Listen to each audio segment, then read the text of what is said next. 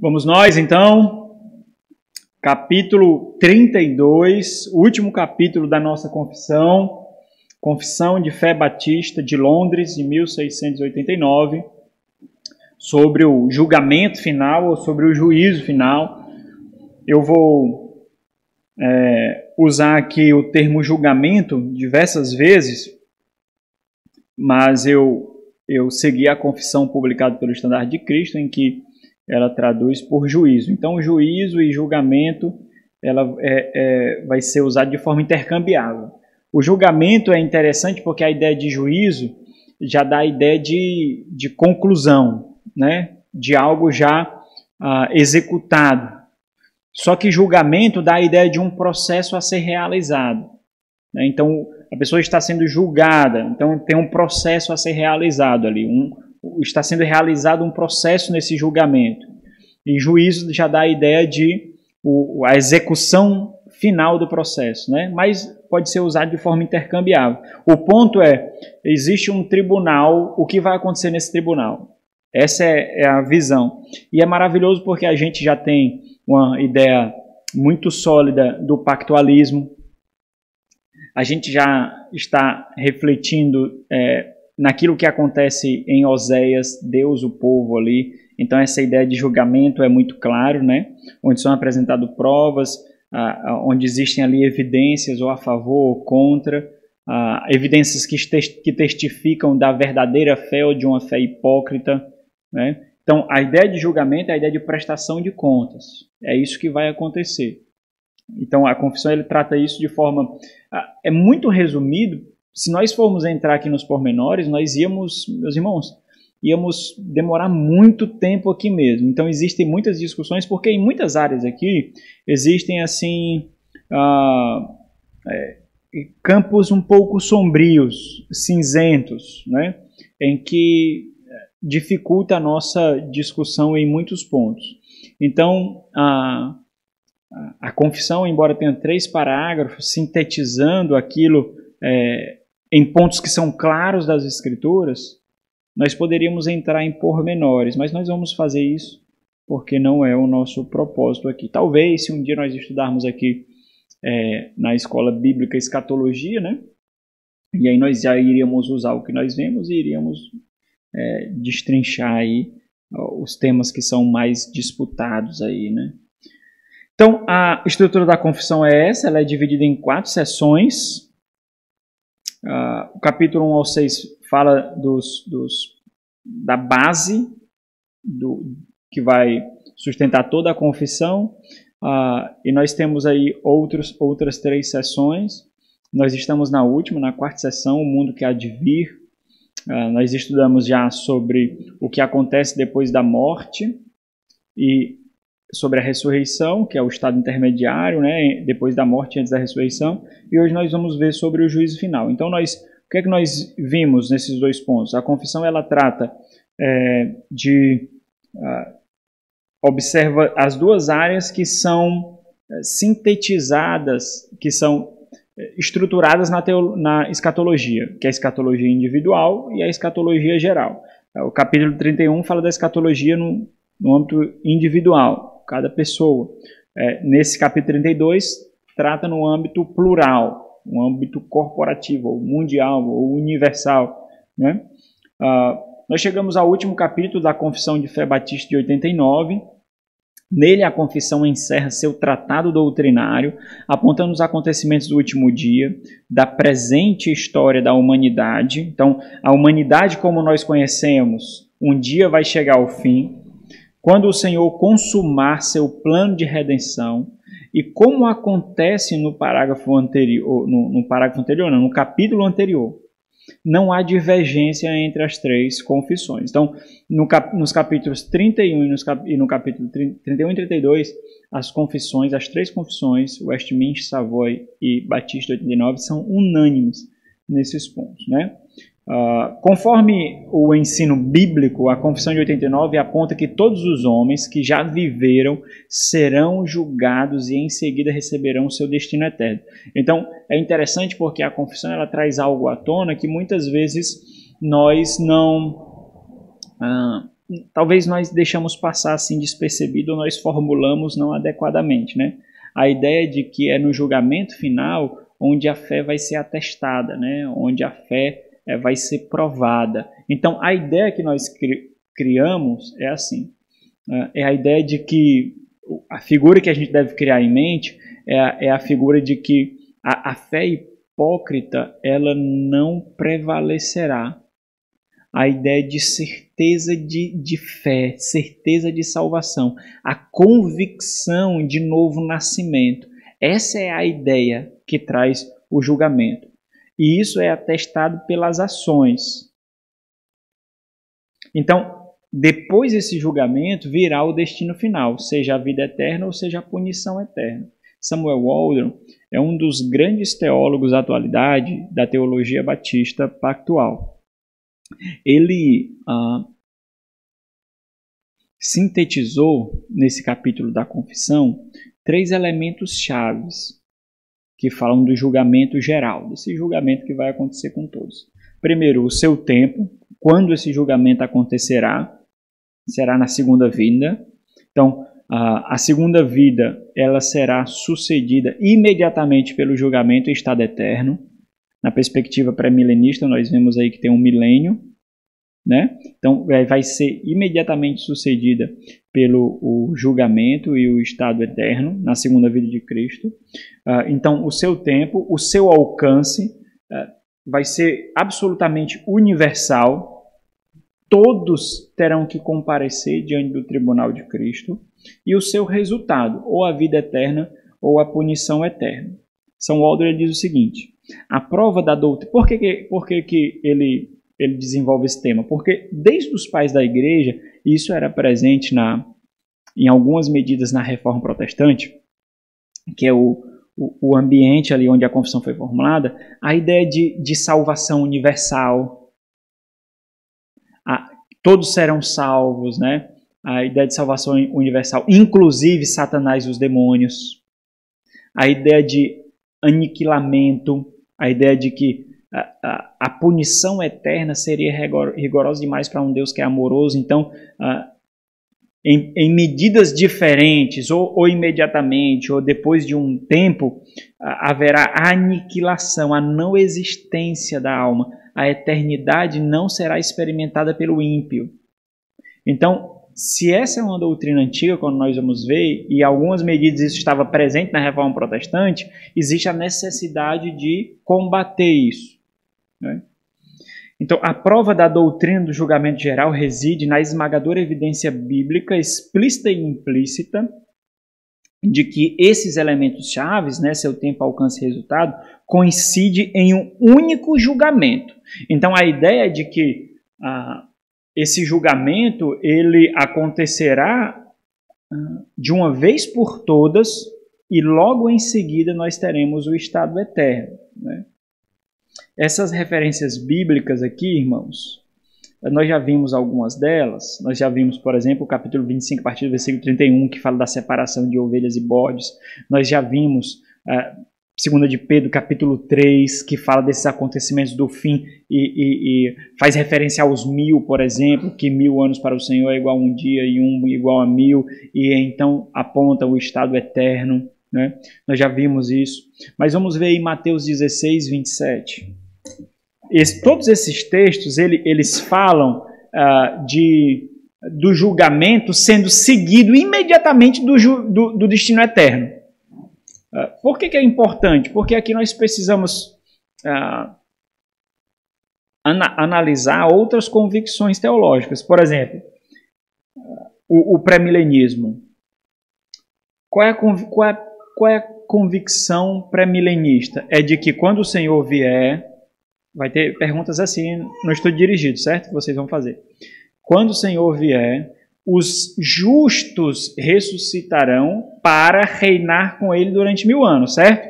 E só em seguida, depois dos 1000 anos, quando houver ali a grande apostasia, né, a rebelião, quando Satanás for solto, e a batalha final, e aí então os ímpios ressuscitarão para receber a condenação eterna. Essa é a perspectiva pré-milenista. Só que esses textos, o que eles mostram para a gente? Eles mostram para a gente que haverá, no mesmo instante, o julgamento de justos e ímpios, sem um intervalo de tempo. Justos e ímpios serão julgados e receberão o destino eterno. É imediato aí, não tem um intervalo de tempo. Esses textos, eles mostram isso, né?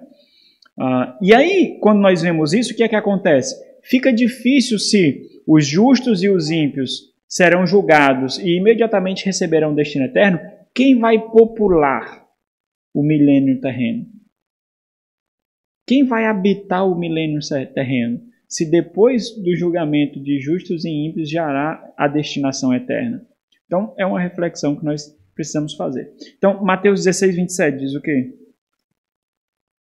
Porque o Filho do Homem há de vir na glória do seu Pai com os seus anjos, e então retribuirá a cada um conforme o seu dom. Então, olha, ele sintetiza o que vai acontecer. Não tem intervalo de tempo. Quando ele vier, não vai para implantar o milênio. Ele já vai dar a cada um segundo as suas obras. É interessante porque qual é a ideia que o texto bíblico coloca, que a confissão destaca isso? A ideia de que as nossas ações revelam quem nós somos. As nossas ações, e o que vai ser analisado são as obras mesmo. As obras vão ser analisadas, porque as obras testificam quem nós somos. Então, esse texto ele sintetiza de forma muito clara algo linear, sem ruptura, sem lapso, sem gap, né? É linear. O Senhor virá, julgará cada um segundo suas obras e destinará cada um segundo as suas obras, né? Então, é algo linear. Ok. São Aldrin ele diz o seguinte, ó, o julgamento final ocorrerá na segunda vinda de Cristo, alcançará todos os homens que já viveram, então o tempo, o alcance e o resultado, que já viveram, resultará no estado eterno de bem-aventurança para os justos e punição eterna para os injustos. Então, qual é o ponto de discussão aqui que nós vamos abordar mais na confissão? A discussão quanto o estado eterno de bem-aventurança para os justos não entra em pauta. Isso os crentes não discutem. Agora, existem, né, pseudo-crentes, né, porque quem discorda disso pode ser considerado herege nesse ponto. A discussão aqui é a existência ou não da punição eterna. E se a punição é eterna ou não. Essa é a discussão que, inclusive, hoje, alguns ramos do cristianismo existe. Quando eu falo do cristianismo, é aqueles que subscrevem, né, a fé em Cristo Jesus, mas não necessariamente são irmãos nossos. Né, aqueles que atestam a fé cristã. Né? Por exemplo, os católicos dizem que são cristãos, não dizem? Mas eles não são nossos irmãos, nós consideramos uma seita. Né? Assim como os testemunhos de Jeová, eles não atestam a fé em Cristo, não. Mas os adventistas, que atestam a fé em Cristo, né? Mas não são nossos irmãos também. E existem teólogos também, que mesmo atestando a fé em Cristo, que não fazem parte nem do meio católico, nem testemunho de Jeová, nem adventista, mas se consideram evangélicos. Existem esses que defendem, por exemplo, a não existência do inferno, a não existência da punição eterna, assim como existia desde o início da história da igreja, como existia no tempo da Reforma, assim também existe hoje. Né? A ideia de um raciocínio muito segmentado da Escritura, sem ver, destacando um atributo maior de Deus em detrimento aos outros, elevando ao status um atributo e talvez até algo emocional em detrimento ao outro, né? Então vamos lá, existem algumas perguntas que são respondidas nesse capítulo. Primeiro, existe um dia de julgamento? O capítulo responde isso. Como nós seremos julgados? Os crentes serão julgados? Os anjos também serão julgados? Qual é a relação das obras para o julgamento? O que é inferno? Sobre a condenação, é um tormento sem fim ou é uma aniquilação? Aniquilação é o estado de não existência, é destruição total. A grande dificuldade entra na questão também, por exemplo, para o sono da alma, né? Para a ideia de quem morre dorme. Porque assim como é usado um eufemismo, né, para falar sobre a morte, eles dormem no Senhor, e então dormiram. Também é falado sobre destruição na morte. E esse termo destruição da morte faz com que alguns peguem textos assim para apoiar a ideia de aniquilação, de destruir, de não existência, né? Também observam dessa forma. E aqui tem o esboço, como eu tenho oferecido para os irmãos. Esse esboço ele não é meu, né? Ele é do Samuel Waldron, esse estudioso. E nós iremos observar, não tão detalhadamente, eu coloquei aqui só para efeito didático para os irmãos verem como pode ser dividido. Então tem um conceito de julgamento final, né? O que se destina, o que é o julgamento final. Tem o objetivo, qual é a finalidade, qual é o propósito do julgamento final. O propósito é só condenar, o propósito é só salvar, qual é o propósito do julgamento final. E tem a ideia de qual impacto ele terá, né? O que alcançará, né? Tem esses 3 pontos principais aí, muito bem delineados por esses capítulos. Então, nós vamos, cada slide um parágrafo, né? No primeiro, nós vamos demorar mais, porque o primeiro sempre na confissão, em quase toda a confissão, o primeiro ele sintetiza toda a doutrina. Então, o capítulo inicia, como eu costumo fazer da confissão, sintetizando, resumindo tudo aquilo que ele trata naquele capítulo, o seu conteúdo, para então nos demais parágrafos, ele tratar de forma pormenorizada. Aqui acontece o mesmo. Então, nesse primeiro parágrafo ele sintetiza aquilo que ele trata, e nos demais parágrafos ele vai pormenorizar, ele vai detalhar o que vai acontecer no dia do juízo final. Então, o destaque é o comparecimento de todas as pessoas, sejam justas ou ímpias, no tribunal de Cristo, né? O conceito fundamental aqui é interessante porque é a perspectiva pactual do plano de Deus. Então, nós responderemos a quê? Por que nós responderemos no Senhor? Porque ou nós cumprimos ou não cumprimos os termos do pacto. Então, a perspectiva pactual é muito importante para a gente compreender essa ideia do tribunal. Então, o pacto ele tem termos para serem observados ou sanções para quem não observar os termos. A ideia aqui é importante porque nós responderemos diante do tribunal se nós cumprimos o pacto ou não. Então, todos aqueles que estão em Cristo cumpriram o pacto, porque Cristo cumpriu um pacto. Todos aqueles que não estão em Cristo e buscaram sua própria perfeição, buscaram salvação por suas próprias obras, olharam para os seus próprios méritos, eles não cumpriram, porque não estão em Cristo. Meus irmãos, eles podem ter passado a vida toda ajudando os pobres, cuidando de enfermos. Eles podem ter feito misericórdia, obras de misericórdia a vida toda, renunciando a si mesmo, doando o que tem. Eles podem ter feito isso a vida toda, mas se eles não estão em Cristo, eles não cumpriram o que é necessário no pacto. Então, esse é um dia de prestação de contas. Então, nós vamos fazer como nós costumamos. Vamos ler os pontos que eu dividi aqui, eu segmentei, para então nós estudarmos alguns textos bíblicos. Então, todo esse processo de julgamento ele é baseado em nossas ações, sejam crentes ou não, né? Por que isso é importante? Aqui já nós vemos, né? Por que isso é importante, irmãos? Porque, como eu falei para os irmãos, as nossas ações manifestam o nosso caráter. E o nosso caráter manifesta o nosso relacionamento com Cristo ou não. Se as nossas ações exibem a nós mesmos, nós não estamos em Cristo. Se as nossas ações exibem a Cristo, mostra que nós estamos em Cristo. Porque nós vivemos segundo o nosso caráter, segundo a nossa personalidade. Então, se nós estamos em Cristo, nós manifestamos Cristo Jesus. Então, é a ausência ou a presença de Cristo Jesus. Esse é o grande ponto da questão. Então, é por isso que a escatologia, né, essa ideia de juízo final, ela é uma exortação à santidade e um instrumento de esperança e descanso. Né? É quando nós vemos que as nossas ações não são em vão. Nós podemos não ver frutos agora. E muitas vezes o fruto vai ser suportar o dano, vai ser pagar o preço.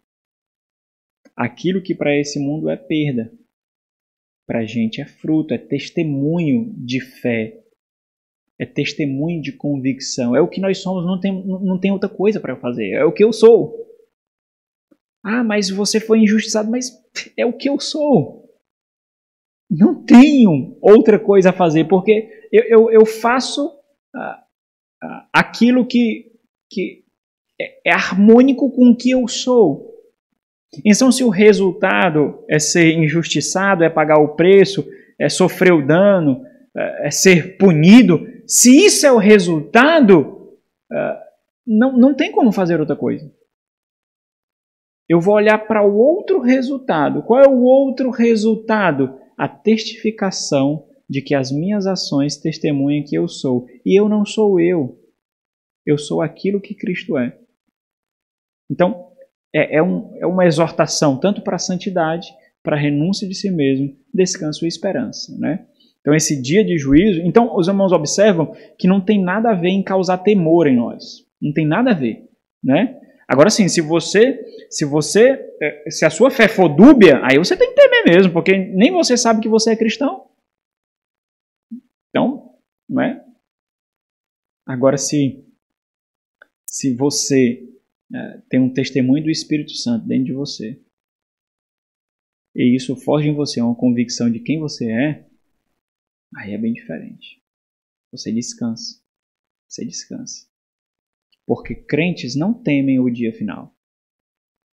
Não temem. Né? Inclusive, não tem nenhum texto na Escritura dizendo que os crentes têm que temer o dia final. Não existe nenhum texto que os crentes têm que ter medo do juízo final. Não existe nenhum. Os ímpios, sim, está cheio de textos. Mas os crentes, nenhum. Né? Nenhum. Porque para nós é o dia da esperança. É o dia onde nós veremos que nada foi em vão. Nós cantamos isso. Nada foi em vão. Agora parece que tudo é em vão, irmãos. O testemunho dos parentes, o testemunho do trabalho, das pessoas com quem nós convivemos, às vezes até da família, parece que é em vão, sabe? Mas ali nós veremos que nada foi em vão, né? Então vamos lá. Existirá um dia, né? Deus tem designado um dia em que há de julgar o mundo com justiça por meio de Jesus Cristo. Então existe um dia determinado a quem todo o poder e julgamento é dado pelo Pai. Então, existe um dia onde o Senhor Jesus, ele manifestará o poder que recebeu do Pai para o quê? Para consumar o seu reino. Então, vamos ver aqui alguns textos. Vamos ler todos esses textos aqui, né? João 5, 22 e 27 e Atos 17, 31.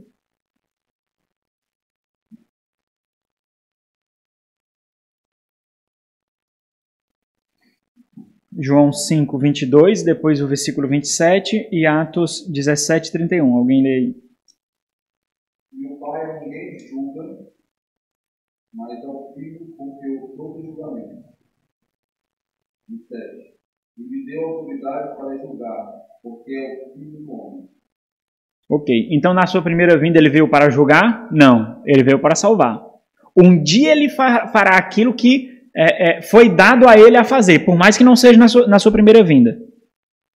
Eu não vim para julgar, mas para salvar. Mas a mim foi dada a autoridade para julgar, e eu executarei esse julgamento.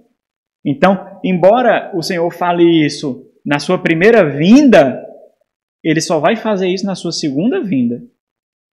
Então, na primeira vinda, ele veio como um menino indefeso, como um cordeiro que é levado ao matadouro, como um servo que sofre humilhado. Mas na sua segunda vinda, não. Ele virá como juiz e executor. Ele virá como um guerreiro para consumar o seu reino. O rei, que toma posse do que lhe é seu por direito. Então, assim que ele virá na segunda vinda. Atos 17, 31.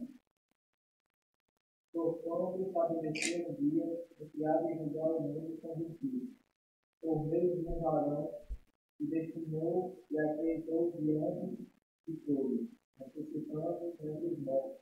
Ok, então tem um dia já estabelecido, irmãos. Esse dia não é nem adiantado, nem é prolongado. Existe um dia estabelecido no calendário eterno de Deus para consumar a sua obra. Isso traz a nós um profundo descanso, um profundo regozijo diante das lutas, diante dos sofrimentos, das angústias. Nós vemos que o Senhor nos concedeu a graça de viver aqui a eternidade, uma porção muito pequena, é verdade, da eternidade que um dia nós desfrutaremos para sempre, sem fim. Então, esse dia já está no calendário eterno de Deus, já está lá determinado. Haverá um dia. Isso fica ecoando na nossa mente, irmãos. Esperança, consolo, descanso. Esperança, consolo, descanso. Esperança, consolo, descanso. Tudo isso como exortação para a santidade, porque nós só temos esperança, consolo e descanso à medida que Cristo é visto em nós. Se Cristo não for visto em nós, onde nossa fé é provada todos os dias, se Cristo não for visto em nós, aí não há esperança, consolo e descanso, né? Então, é a convicção de relacionamento com Cristo que dará a nós tranquilidade e paz, né? Ok. Naquele dia, né, nesse dia determinado, e aqui, se os irmãos observarem esse parágrafo, ele destaca o dia.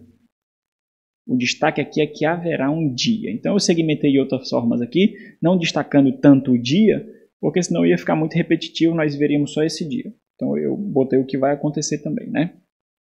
Naquele dia, não só os anjos e os apóstolos serão julgados, mas eles serão julgados. Não somente eles, mas eles serão julgados. Então vamos ver aqui 1 Coríntios 6:3 e Judas, versículo 6. 1 Coríntios 6:3. 1 Coríntios 6:3 e Judas, versículo 6. Alguém lê Coríntios aí? Não sabeis que havemos de julgar logo grande, muito mais as coisas anteriores. Judas 1:6, né?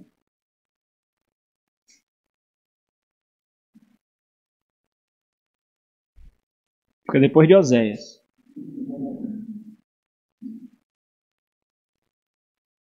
Os pais perante a igreja deram testemunho do teu amor. Bem parado, caminhando em sua... É o capítulo 1. Terceira João. Capítulo 1, viu, Jorge?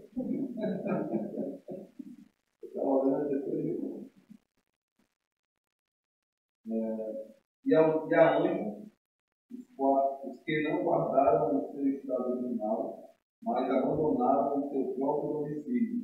Eles têm guardado sob trevas, em algemas eternas, para o juízo do grande Deus. Olha como eles estão. Essa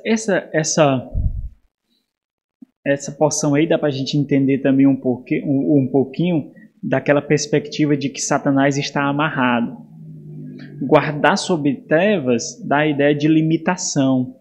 Eles estão reservados para algo, mas eles estão em atuação. São os demônios de Satanás, né? Então, eles não estão fora do controle do Senhor. Eles estão, desde aquele dia que eles caíram do estado original, desde aquele dia, eles já determinaram ali o seu fim. Para eles é reservado um dia em que eles receberão a justiça de Deus que ainda não receberam. Eles ainda não viram a justiça de Deus. Porque quando o Senhor foi expulsar aquela entidade, aquela legião ali do Gadareno, né? O Jorge pregou aqui sobre isso. E aí eles o que temos contigo? O que temos contigo, filho de Davi? O que temos contigo? Por quê? Porque ali aquela legião experimentou o quê? A justiça de Deus. Todos eles experimentarão a justiça de Deus. Todos um dia experimentarão a justiça. Imagine o que é a justiça de um Deus supremamente santo, infinitamente santo, tocando em pecadores imperfeitos, infiéis, sem os aniquilar, sem os extinguir. Porque a extinção seria um favor, irmãos. A extinção seria misericórdia demais. Eles receberão eternamente aquilo sem serem extinguidos, sem serem destruídos. Essa é a grande rigor. Mas, não somente anjos, mas também todas as pessoas que viveram sobre a terra, todas, devem comparecer perante o tribunal de Cristo. Então, todas as pessoas serão julgadas. Nós já lemos aí Mateus 16, 27, onde mostra isso, que todas as pessoas serão julgadas, fazendo referência à ideia de que ações testificam quem nós somos. E é muito importante porque essa ideia, quando nós vamos construir uma perspectiva teológica, ninguém vai por versículos soltos. Nós temos que desenvolver uma mentalidade bíblica, irmãos, em que quando nós pensamos num tema, automaticamente a nossa mente ela deve disparar em nós, provas contrárias, para a gente buscar na nossa própria mente a formação de um conceito mais sólido. Então, os pensamentos eles são indexados na nossa mente, né? Eles são todos interligados. Então, quando eu penso assim,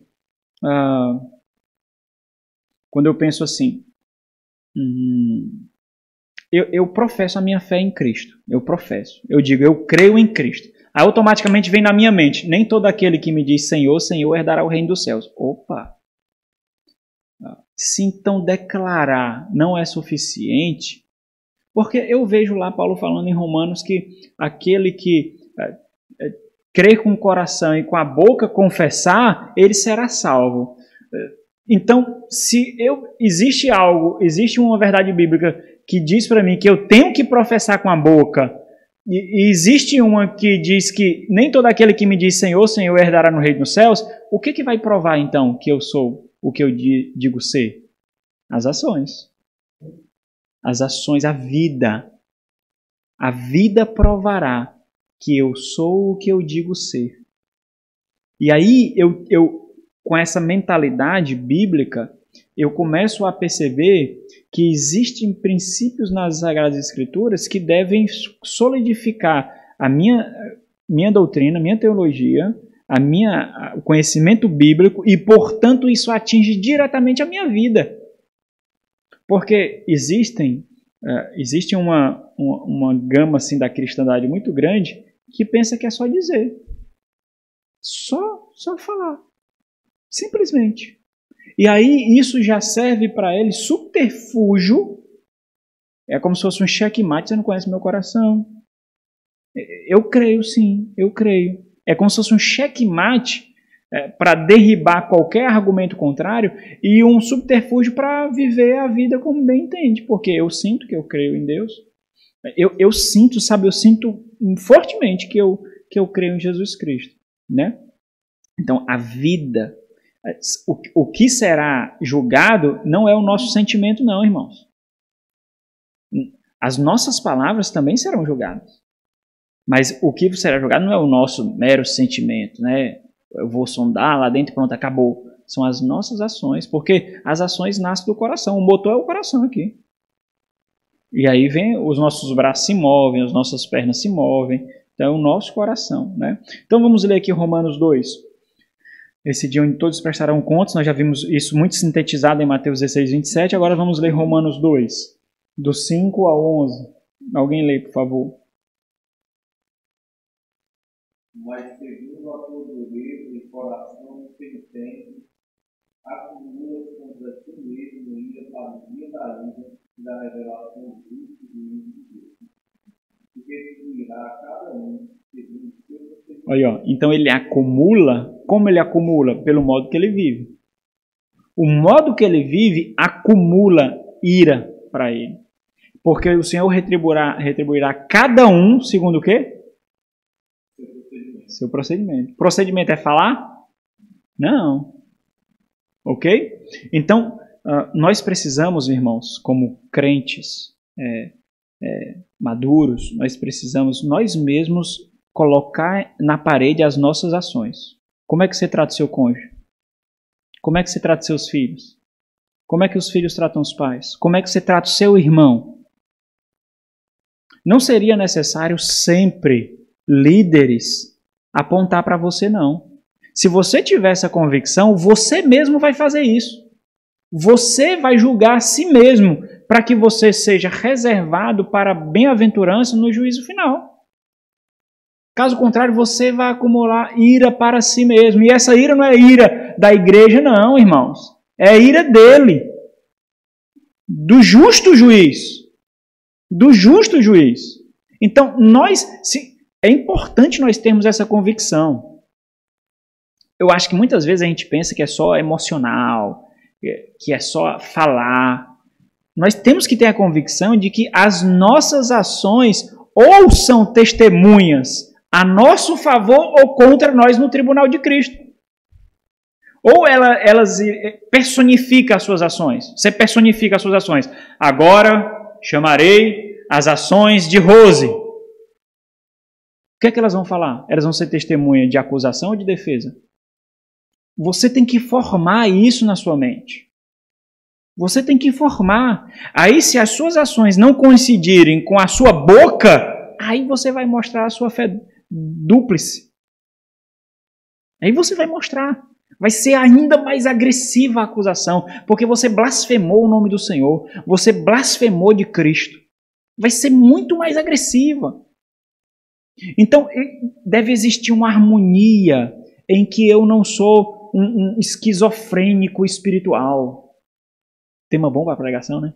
Esquizofrênico espiritual. Em que aquilo que eu falo harmoniza-se com o que eu faço. Porque isso é o que eu sou. Harmonia tem uma harmonia. Não é um negócio díspare, sabe? Que é isso? Ora isso, ora aquilo. O que acontece nas redes sociais? Na rede social a pessoa é de um jeito e na vida real é de outro. Né? Porque ela cria o mundo das ideias lá. Mas na vida real é outro. Né? Cheio de esquizofrênico espiritual no mundo. Ok. Pode continuar aí, né? A vida eterna, perseverando, melhor do que novamente. Tem que virar cada um segundo o seu procedimento. A vida eterna, perseverando em fazer o bem, procurando glória e honra em sua atividade. Mas vida e indignação aos factuosos que desobedecem à verdade e obedecem à injustiça. Tribulação e angústia virão sobre a alma de qualquer homem que faz o mal. O Deus primeiro também é o mesmo. Sem distinção. Glória, porém, e honra e paz a todos aqueles que praticam o bem. Ao Deus primeiro também é o mesmo. Ok. Porque para o Deus não há exceções de Deus. Ok. Então, o ímpio, com as suas ações, acumula para si punição para o dia da ira. Ira sobre si. O justo, ele persevera em fazer o bem. A ideia de perseverar, meus irmãos, está implícita de que não vai ser fácil, não. Porque se fosse fácil, ninguém perseverava. Não existia necessidade de perseverar. Por que Tiago, lá em Tiago, nós vemos o mesmo termo usado para perseverança e paciência? É o mesmo termo usado. No capítulo 1 começa o livro sendo traduzido por perseverança e mais na frente, capítulo 4, eu acho, fala de paciência. Por quê? Porque estão ligados. Então dá essa ideia de que vai ser uma luta mesmo.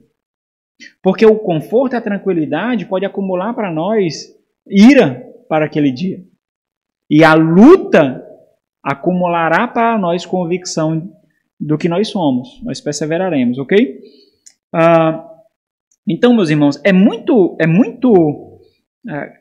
bem contrário daquilo que nós comumente costumamos ver. Esse dia não é um dia para forjar em nós um temor absurdo. Porque eu já falei para os irmãos, né? Não existe nenhum texto que diz que o cristão tem que temer esse dia. Mas é para nos dar um alívio inexplicável, onde nós vemos que a nossa perseverança ela terá um descanso. Chegará um dia que ninguém mais vai precisar perseverar, os santos. Não precisar mais perseverar. nós ali descansaremos. Então isso nos dá um alívio profundo e inexplicável, não é? Mas o alívio não quer dizer ausência de luta, irmãos. É o alívio na luta. É um alívio na batalha, né? Então não é apatia, não é omissão, não é frouxidão na vida cristã, né? Ok, todas as ações serão expostas perante Cristo. Olha que verdade maravilhosa. Todas as ações serão expostas. Então, essa ideia de testemunha a favor ou contra, né? Então, vamos ler todos esses textos aqui. 1 Coríntios 4, 5, 2 Coríntios 5, 10, Mateus 12, 36. 1 Coríntios 4, 5, 2 Coríntios 5, 10 e Mateus 12, 36.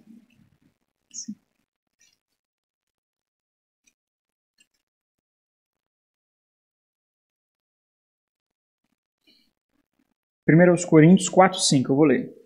Portanto, nada julgueis antes do tempo, até que venha o Senhor. Por quê? Porque Ele vai julgar.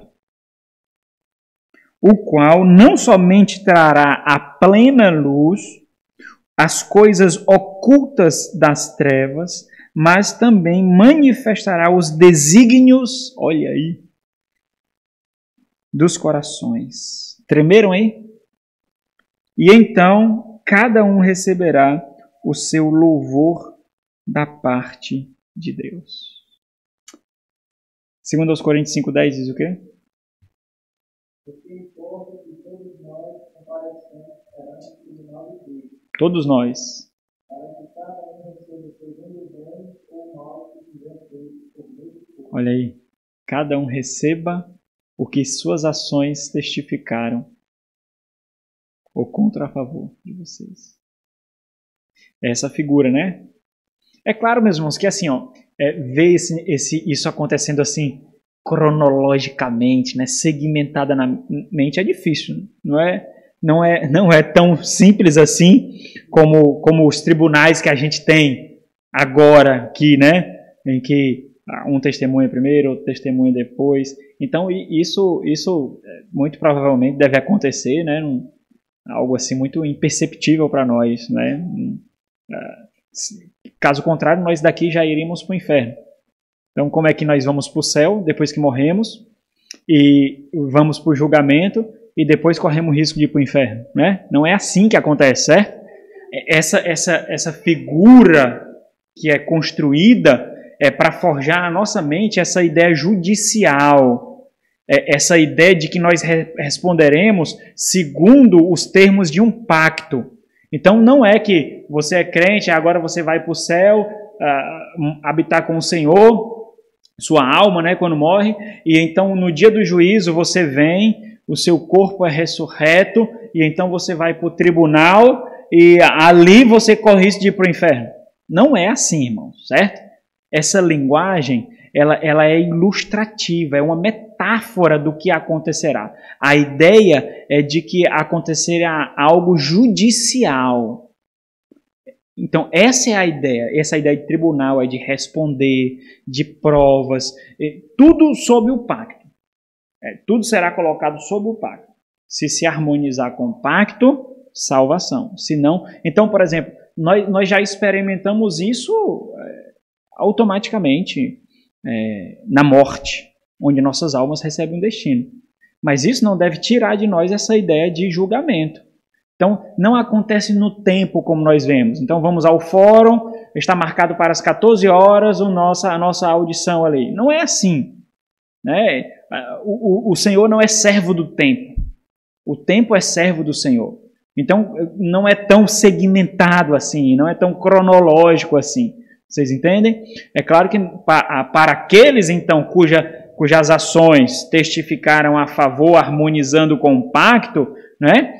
Mostrando que nós estamos em Cristo e as nossas ações testificam de Cristo, esses sim receberão, né, as gradações de galardão. Né? Ok. Falta ler Mateus 12, 36. Então, leia aí alguém.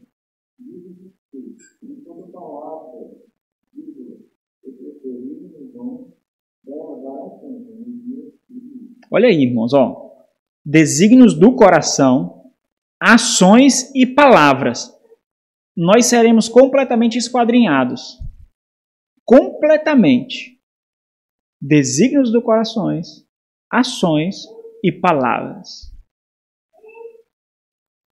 Por isso que a linguagem de Tiago é muito penetrante. De que a língua pode incendiar... pode incendiar o quê? A língua? O bosque inteiro. Então, a língua ali é ilustrado como se fosse um fogo de Satanás, como se fosse um instrumento de condenação, de ferir, de morte. Tudo. A língua ela não é autônoma. As nossas ações, mãos e pés, eles não são autônomos. O coração, ele expele algo. Então, nós seremos completamente esquadrinhados. Então, não adianta você ser crente aqui em outro lugar, não. Não adianta você ser crente no falar e não no comportamento. Não adianta você ser crente no trabalho e não no cuidado do lar. Não adianta. Não adianta. Você pode ser a coisa mais linda pra gente aqui na igreja, a coisa mais maravilhosa. Você é que crente, meu Deus. Eu nunca esperei, aí de repente você cai. Você causa uma fatalidade espiritual. Aí a gente fica abismado, porque você camuflou tanto, você fingiu tão bem, você foi um excelente ator, que nós dizemos assim, nunca imaginei que ele faria isso, mas você imaginou. Você sabe que você imaginou. Você pode ter enganado a mim, mas você não enganou a si mesmo. Você sabe sim, você sabe. Muito bem. Nós podemos ficar abismados, mas você não fica não. Porque você sabe sim. Então, isso coloca, meus irmãos, uma necessidade de uma profunda ousadia na honestidade. A Deus. Ao Senhor. Né? Ok, os próximos serão mais breves. Então, parágrafo 1 nós vimos, né? O parágrafo 2 fala do objetivo do juízo final, né? O propósito do juízo final. O propósito não é salvar ou condenar, o propósito é a manifestação da glória de Deus. Só que essa glória vai ser manifestada em misericórdia e em justiça. Mas Deus será glorificado. Esse é o propósito. Então, é por isso que o propósito do homem, segundo os catecismos que nós temos, reformados, o propósito final do homem, para o qual ele foi criado, é glorificar a Deus. Né? O pastor John Piper diz que é glorificar a Deus e sentir extremo gozo nisso. Ou seja, nós devemos entender que o nosso propósito de vida é glorificar a Deus, mas não como uma tarefa pesada. Nós devemos ter um extremo gozo, uma extrema satisfação em cumprir aquilo para o qual nós fomos criados, que é glorificar a Deus. Então, nesse parágrafo, a Confissão de 89 é mais específica quanto ao grande dia. Ela observa que o dia final vai muito além da salvação e condenação, mas será a plena e evidente manifestação da glória de Deus em misericórdia e justiça, segundo a sua perfeita vontade. Então, imagine lá, aquele que foi escarnecido no Calvário, a sua justiça será revelada. A sua justiça aguarda com ansiedade a sua execução. Ok, e aqui nós vamos ver alguns pontos, meus irmãos. Aqui também existe a necessidade de combater ensinos contrários à doutrina da punição eterna, que é nesse capítulo aqui, a doutrina que é contraditada por outros grupos religiosos.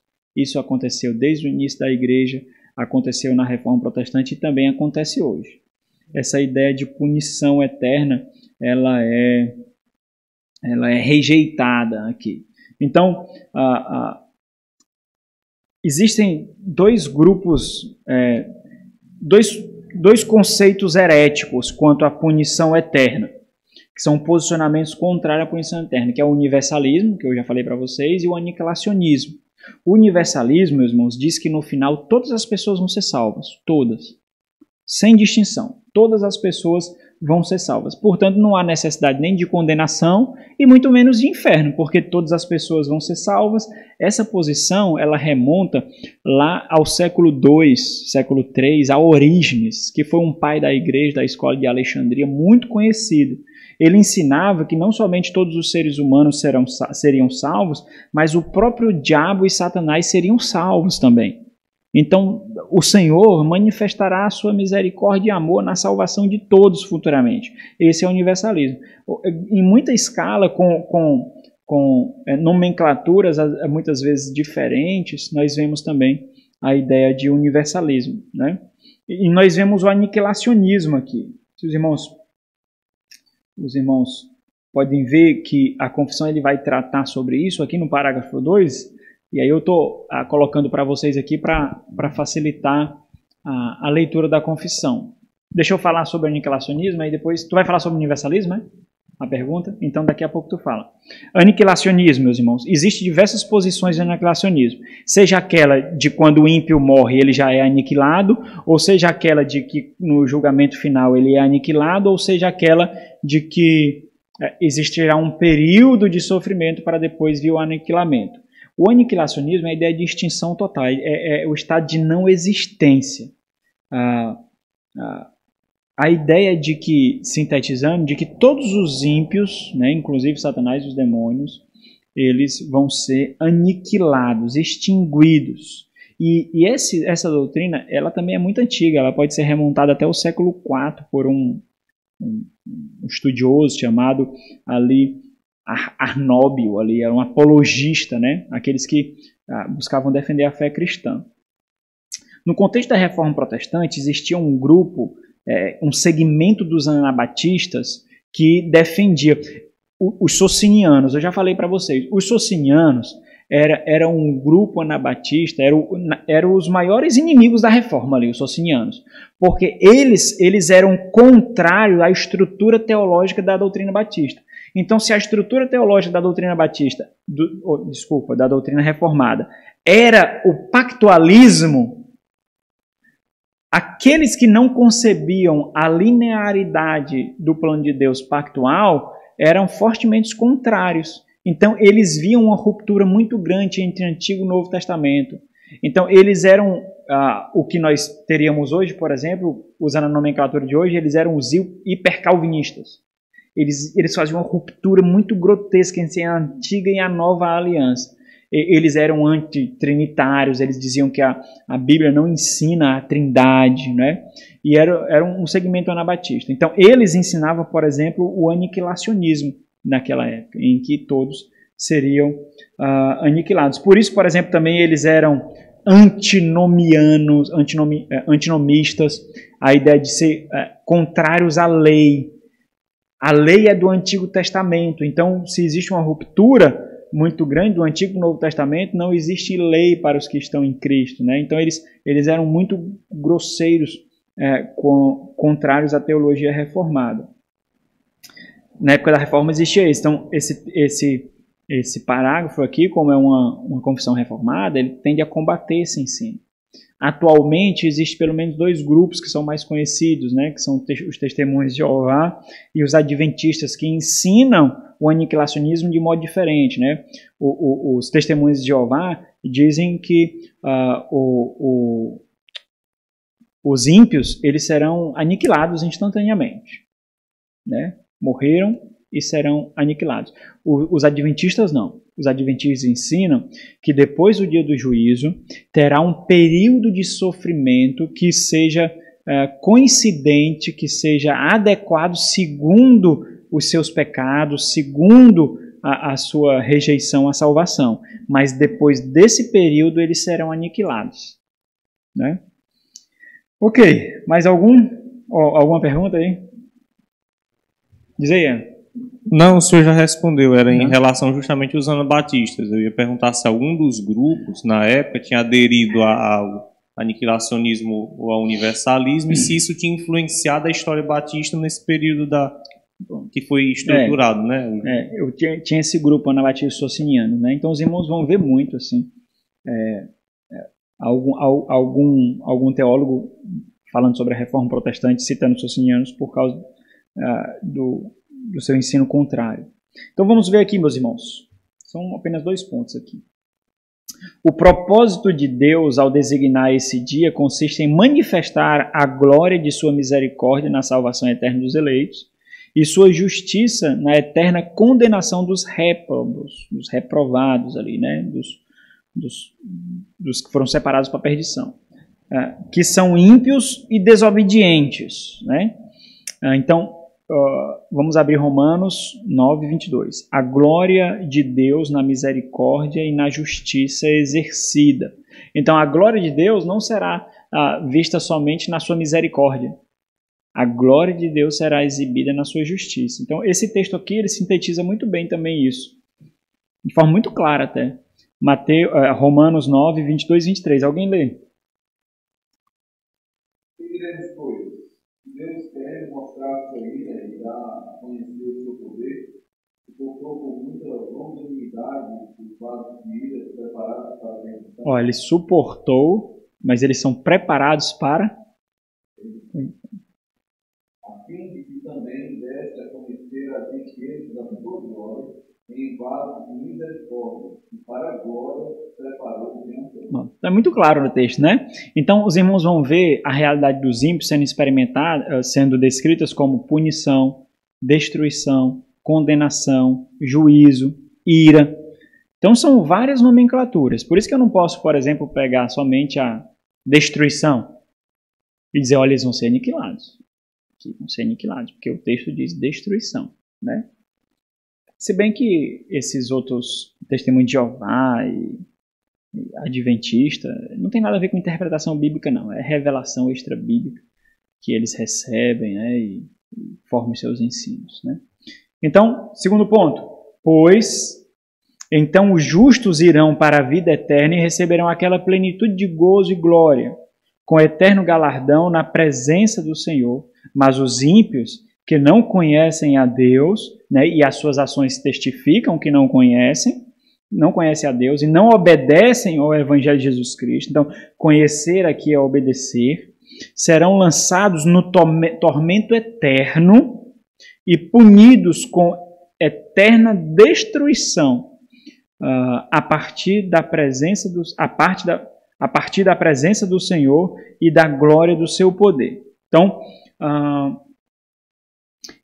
esses termos que são utilizados é para descrever a rigorosidade do que vai acontecer. Então, a ideia é de... O que é a ideia de eterna destruição? É dos ímpios experimentarem a destruição eternamente sem serem aniquilados, sem serem exterminados, que é a ira de Deus, que é a justiça de Deus. Hoje nós vamos ver isso um pouquinho, meus irmãos. Em Oséias capítulo, o Senhor fala isso em Oséias capítulo 10, mostra a rigorosidade da sua ira. O Senhor Jesus Cristo faz essa menção para aqueles que não receberam a Ele em Lucas 23, e o apóstolo João mostra essa visão na abertura dos selos, do sexto selo em Apocalipse 6, em que os ímpios gritarão que os montes venham sobre nós, para que eles não experimentem a ira de Deus. Que as montanhas caiam sobre eles, esmaguem eles com medo da ira de Deus. Eles preferirão ser esmagados, apedrejados, soterrados, mas não querem experimentar a ira de Deus. Então, isso era um ditado, né, que perpassou as escrituras todinhas, mas isso mostra o quê? Que antes da ira ser despejada, eles já experimentarão o juízo em saber a profundidade do rigor que eles receberão. Antes mesmo de receberem. Será a agonia antecedente aqui, meus irmãos. Né? Ok, vamos aqui abrir uns textos. Mateus 24, 2 Tessalonicenses 1. Então, no 24, Mateus 24, Mateus 25. Mateus 25, nós vamos ler o versículo 34, versículo 41 e versículo 46. Mateus 25, versículo 34, versículo 41 e versículo 46. Alguém lê aí? Então dirá o rei aos que estiverem a seu direito: Vinde, bendito de meu Pai, entrai na posse do reino que está preparado desde a fundação do mundo. Pronto. Então, os que estão à direita são as ovelhas, os que estão à esquerda são os bodes, que ele vai fazer separação. Versículo 41. Então o rei dirá também aos que Apartai de mim, maldito, para o fogo eterno, preparado para o diabo e seus anjos. Olha aí. Muito claro que todos experimentarão a eternidade de sofrimento, né? 46, que é Irão estes para os que estão na esquerda, os bodes, para o castigo eterno. porém, justos para a vida eterna. Olha aqui. Então ele usou a nomenclatura de fogo eterno e agora para o castigo eterno. Então quando a gente vai construir uma interpretação, nós temos que levar em conta todas as nomenclaturas utilizadas, certo? 2 Tessalonicenses 1, 9 e 10. Estes sofrerão penalidade de eterna destruição, banidos da face do Senhor e da glória do seu poder. Quando vier para ser glorificado no seu santo e ser admirado em todos os que creram, naquele dia, porquanto foi Cristo entre vós o nosso Senhor. Ok.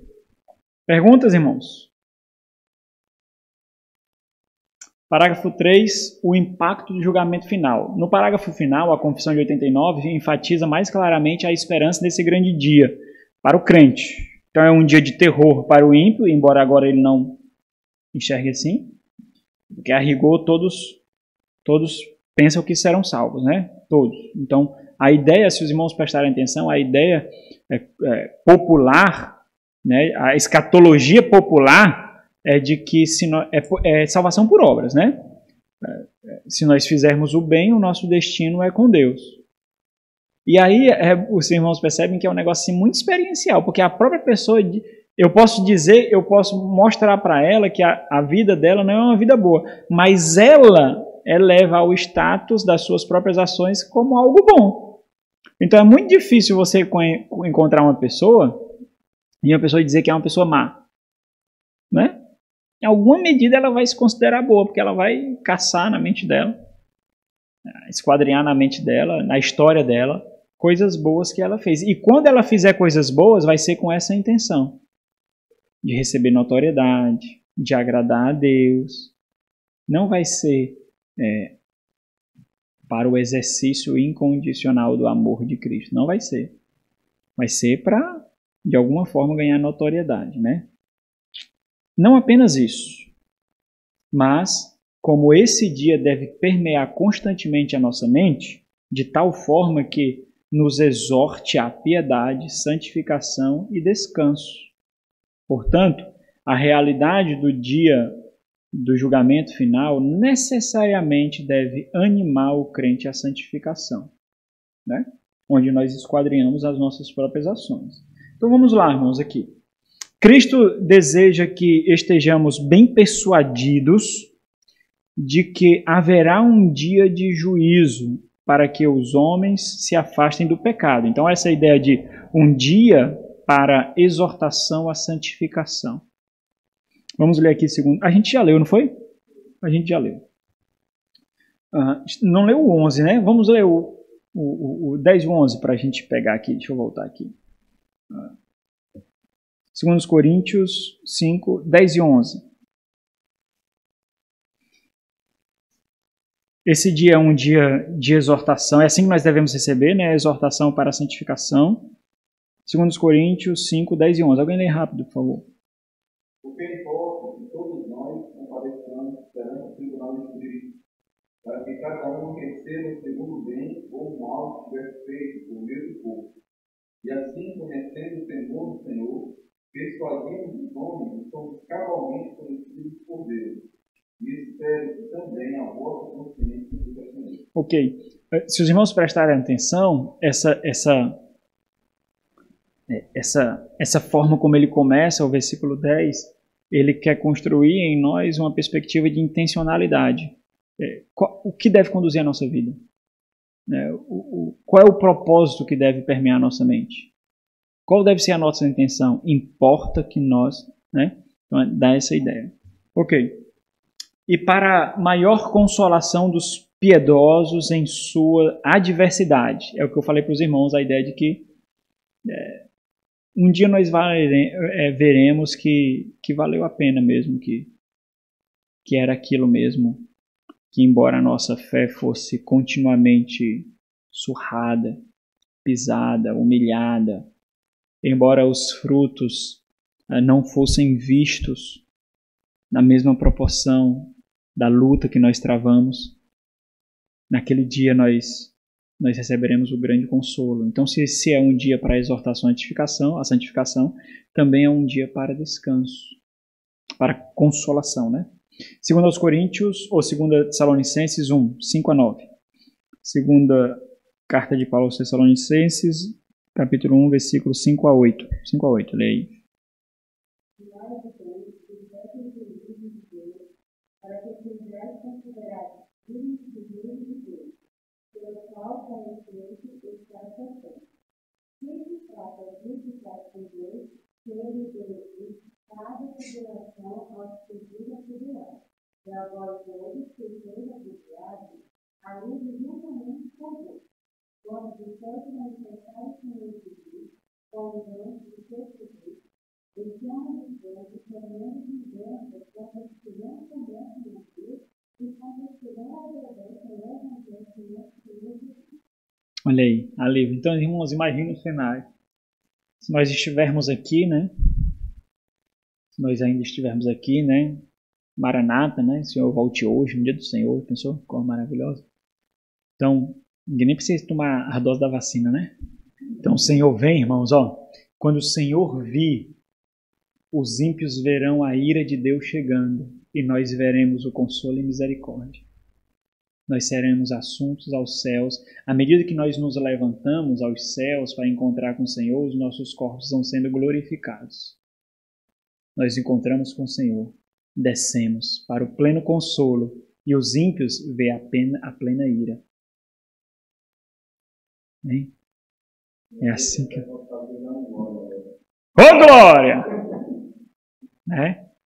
Se não, se nós estivermos mortos, nós ressuscitaremos com corpos glorificados e aí nós receberemos algo ainda mais intenso, porque nossas almas já estarão com gozo no seio de Abraão, gozando da presença do Senhor. Mas aquilo que nós experimentaremos no estado eterno será ainda mais intenso, porque nós estaremos completos, não somente almas, mas aquilo idealizado por Deus, corpo e alma, a unidade. Então é um dia de consolo, né? É um dia onde nós podemos ver que vale a pena pagar o preço, sim. Vale a pena. Vale a pena sofrer o dano. Vale a pena. Vale a pena matar o orgulho, matar o ego, engolir os sapinhos, suportar os calos. Vale a pena, sim. Vale muito a pena. Quando nós temos esse dia em mente, nós percebemos o que está em jogo. Não é a sua honra, não é a sua dignidade, não é a sua aparência. Não, é muito pequeno isso. Existe algo grandioso, o plano do Senhor é extremamente maior, é gigantesco. Não se resume a nós, né? De alguma forma nós devemos ser instrumentos para a glória dele e isso traz consolação a nós. Então, é um dia também para exortação à vigilância, né? Que já está empregada nessa ideia de santificação. Porque se nós buscamos santificação é porque nós estamos vigilantes, né? Então, vamos ler aqui Marcos 13 e Lucas 12. Marcos 13, do 35 ao 37, e Lucas 12, do 35 a 40.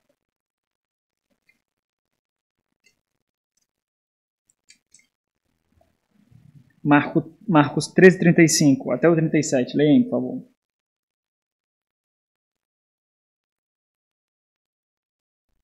Vigiai, pois, porque não sabeis quando virá o dono da casa, se é a tarde, se é a noite, se é a vontade de Deus, se é amanhã. Para que vindo ele necessariamente não faça dormir. E que porém do espírito do apoio, vigiai. Ok, então, irmãos, embora esse dia já esteja determinado, nós não sabemos. Para que não sirva de aviso aos ímpios, aos desobedientes, aos hipócritas. Ele é escondido dos homens. Para que na vida comum seja revelado quem é do Senhor e quem não é. Lucas 12, 35 a 40.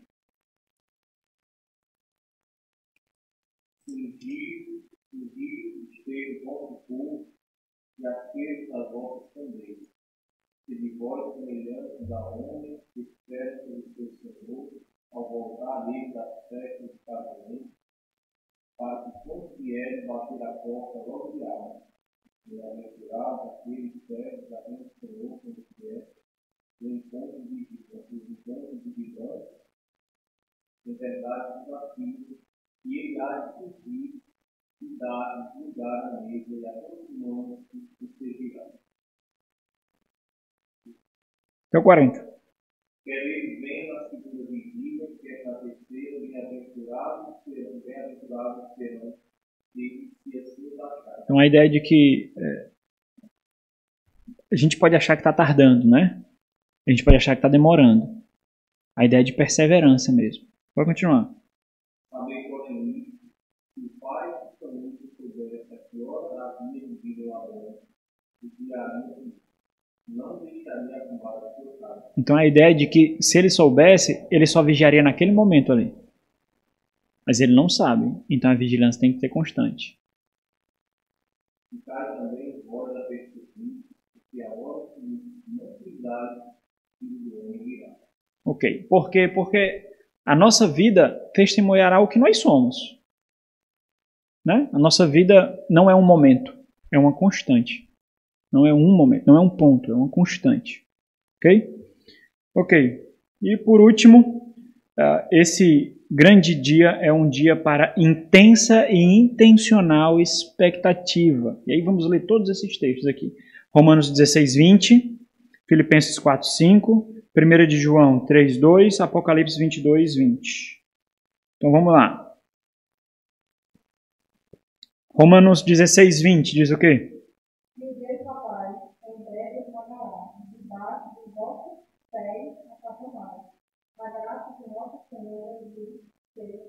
Ok. Certeza do que irá acontecer. Convicção do que irá acontecer. Filipenses 4, 5.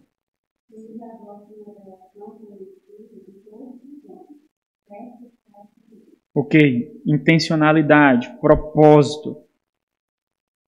1 de João 3, 2, 3. Amados, agora somos filhos de Deus e ainda não se manifestou o que haveremos de ser. Sabemos que quando ele se manifestar, seremos semelhantes a ele, porque haveremos de vê-lo como ele é. E assim mesmo se purifica todo o sujeito que é essa esperança, assim como ele é puro. Ok, a nossa expectativa deve olhar para essa realidade. Nós devemos viver com essa expectativa intencional. Apocalipse 22, 20. Aquele que dá testemunho dessas coisas que certamente vem sem memória. Amém. Amém. Amém. É isso. Terminamos aí com o último versículo, né, também. Perguntas, irmãos? A graça do Senhor Jesus seja com todos. Último versículo da Bíblia. Sim. Aqui. Sim. Eu ia botar algumas lágrimas aqui.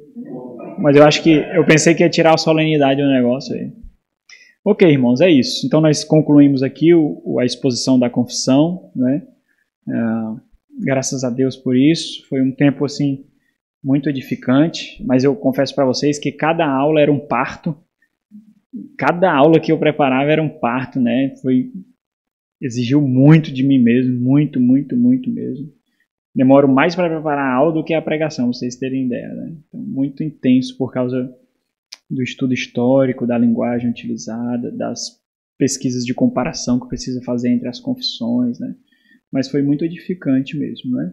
Se os irmãos tiverem dúvidas, os irmãos podem me procurar, né? Tem livros aí para os irmãos lerem e, graças a Deus, nós temos as gravações. As que não estão gravadas em vídeos, nós temos algumas em áudios também, mas não todas.